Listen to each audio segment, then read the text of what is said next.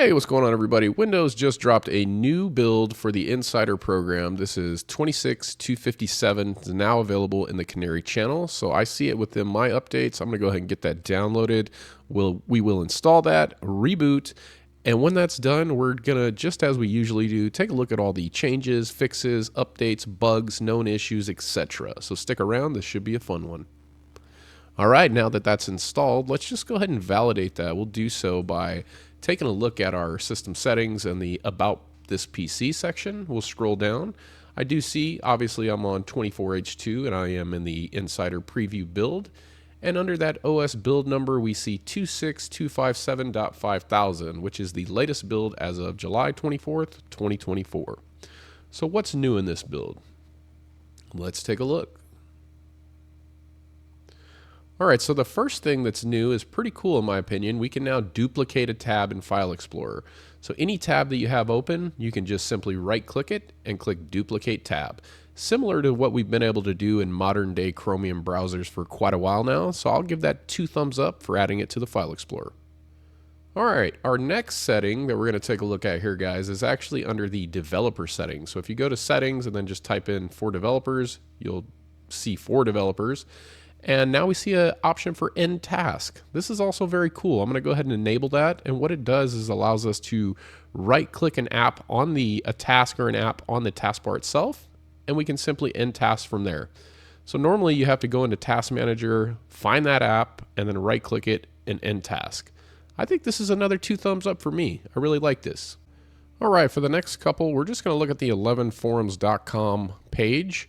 Unfortunately, one of these has not been rolled out to my particular build. That's one thing to take into account. I think they note it somewhere in here. If I see it, I'll call that out. But they do like a rolling release, so they don't give everyone everything right away in the preview, Insider preview builds, if that makes sense. So they kind of sprinkle it out there until they get feedback, and then they push it out more. I guess that's good in case there's any major issues, but I think it would be cool. You know, we know what we signed up for in the Canary and Dev channels. Just give us the new features and let us test them out. But what do I know? I'm just a consumer. All right, so we talked about the File Explorer. The next one is actually a mouse feature. And again, I didn't have this option yet on my Insider build. I do run that on a virtual machine for obvious reasons. But anyway, we have updated settings, Bluetooth, and device. Mouse now to include the option to turn off enhanced mouse pointer precision for those that would prefer not to use it, and have a new option for changing mouse scrolling direction. So that is a new feature that they have rolled out. I will give you guys this link because 11 Forums does a great job. They give you additional links within here that give you instructions step by step on how to do things that are new in these preview builds. So here's a picture of where you would see it if you have it in your preview build. New options for enhanced mouse pointer precision, changing mouse scrolling direction, highlighted in the red boxes here. So we see that there. All right, so also another new thing, I don't run Wi-Fi on my virtual machine where I have this preview build, so I wasn't able to show you this particular command. Also, the virtualization of the CPU is not there as well, so we'll just talk about it here. So if you use the netsh wlan show networks command, you will be able to read SSIDs that are UTF-8 encoded. So what does that mean? This means that Wi-Fi SSIDs with Unicode characters like emojis should now be properly displayed in the netsh output. This change is beginning to roll out, so not all insiders in the Canary channel will see it right away. So here's a good example of exactly what I was talking about. They don't blast it to everyone in the Canary channel right away. Again, I'm not a fan of that, but I'm sure there's good reason behind it. Okay, so we did look at this, the for developers, where we can do the end task in the taskbar, which I think is really cool. And then they made another update to System Info 32. Not a lot to call out here, but so the MS Info 32 will not follow your text size preference under settings accessibility text size. So if you change your text size in the accessibility settings, MS Info 32 text size will not follow that. All right, then we have some fixes to talk about here. So I heard about this, but I hadn't experienced it. Apparently there were some blue screen issues in previous builds, so they fixed an underlying issue causing some insiders to see bug checks in recent builds citing kernel security check failure. Okay, File Explorer. They did some work to help address an issue where the address bar dropdown might appear unexpectedly while using the File Explorer. So it would just kind of pop down on you like a ghost. All right, under Settings, they fixed another underlying issue leading to some of the pop-up windows in Settings unexpectedly appearing left aligned. For example, the window for selecting a custom color for dynamic lighting.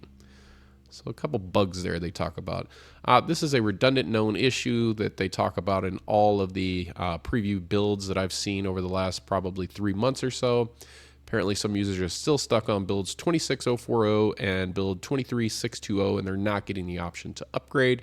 So they tell you can get the latest ISO here, or again, you can go to something like UUP dump and download the latest build ISO there, and that should get you quote unquote unstuck from upgrading to new Canary builds. Windows Sandbox, known issue. Windows Sandbox will fail to launch with error 0x80370106. And I said earlier about my CPU virtualization on the VM, that had nothing to do with NetSH. I kind of spoke out of turn there, so I apologize for that. It was in line with the Sandbox because I went and took a look at this, and it's not enabled on my VM, nor can I enable it due to that CPU virtualization requirement. So I apologize for that, but I wanted to correct myself there.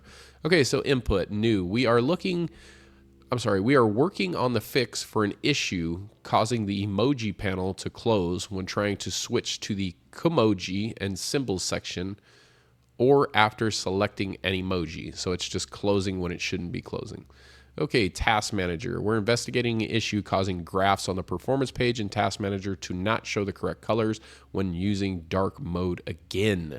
So I talked about this in a previous build. They had fixed it and it's back. So I wonder what the underlying code is that's causing that. It's kind of strange. All right, and then just some general reminders. I won't read through all of this, but again, I will provide this link. I feel like it's very helpful, especially when it comes to this. So like, for example, if we go here, I won't go through all these guys, but this gives you the detailed step-by-step with pictures on how to enable that setting for end tasks for the taskbar.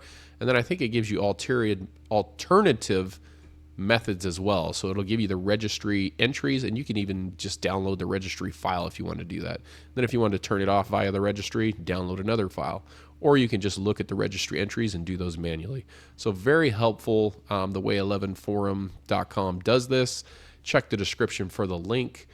And let me know, are you guys running this new build, 26257? It just came out yesterday. Today's the 25th of July, 2024, and they just dropped it 24th of July, 2024.